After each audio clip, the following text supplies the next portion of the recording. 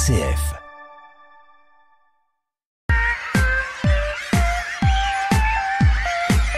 Puis dans ton livre,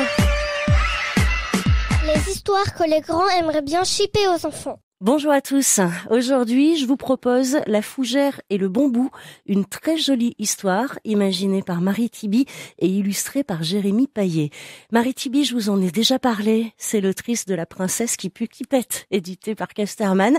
Là, c'est aux éditions Kaléidoscope qu'on la retrouve aux côtés d'un jeune illustrateur, Jérémy Payet, dont c'est le deuxième album. Et tous les deux nous entraînent dans cette fable animalière dont les héros sont des mulots, une histoire inspirée d'un conte oriental, mais qui pourrait aussi nous rappeler les frères Grimm pour ses thèmes, les relations familiales, la patience et surtout la persévérance. Découvrons-la avec Frédéric Petit.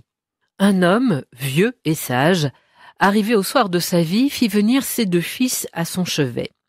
L'un était solide et sûr de lui, l'autre était plutôt chétif et timide, mais leur père les aimait pareillement.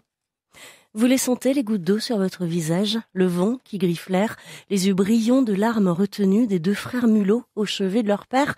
On est saisi, ému par la beauté quasi réaliste des illustrations délicieusement rétro, effectuées à l'encre aquarelle, le trait tout en rondeur et en finesse de Jérémy Payet. Mais continuons.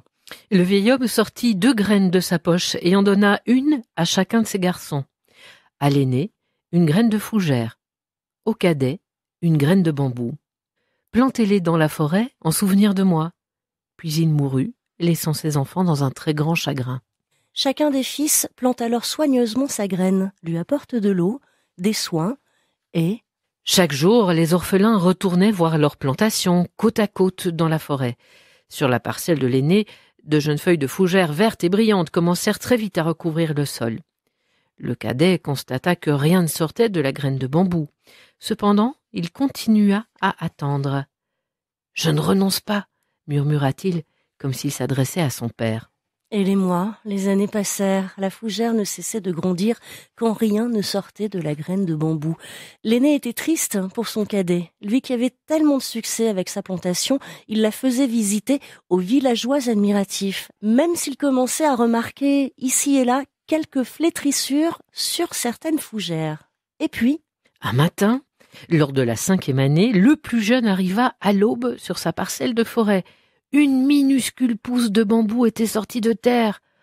Comparée à la fougère, elle avait l'air insignifiante, mais cette petite tige pâle lui redonna espoir. Et admirait ce portrait serré du plus jeune mulot, un œil plissé, l'autre gigantesque à travers la loupe qu'il tient, penché sur cette minuscule pousse. Une pousse qui va atteindre la 6e année jusqu'à 20 mètres de haut. Et une nuit, les deux frères rêvèrent de leur père disparu et il leur adressa à tous les deux un message. Le bambou et la fougère sont différents. Cependant, les deux sont nécessaires et font de cette forêt un lieu magnifique. Ne regrettez jamais un seul jour de votre vie. Les bons jours vous rendent heureux, les mauvais jours vous donnent de l'expérience. Les deux sont essentiels à la vie. Ne jamais s'avouer vaincu, croire en soi, s'armer de patience, de persévérance, aimer même les mauvais moments, car ils vous construisent et vous renforcent autant que les bons. La force de la parabole est soulignée par la douceur, l'émotion des dessins de Jérémy Payet, dont le talent se déploie en pleine page et en double page. Vraiment, c'est un très très bel album, cette fougère et le bambou, un livre de Marie Thiby, illustré par Jérémy Payet, c'est publié chez Kaléidoscope et c'est à lire avec les enfants à partir de 3 ans. Et merci à mes complices Frédéric Petit.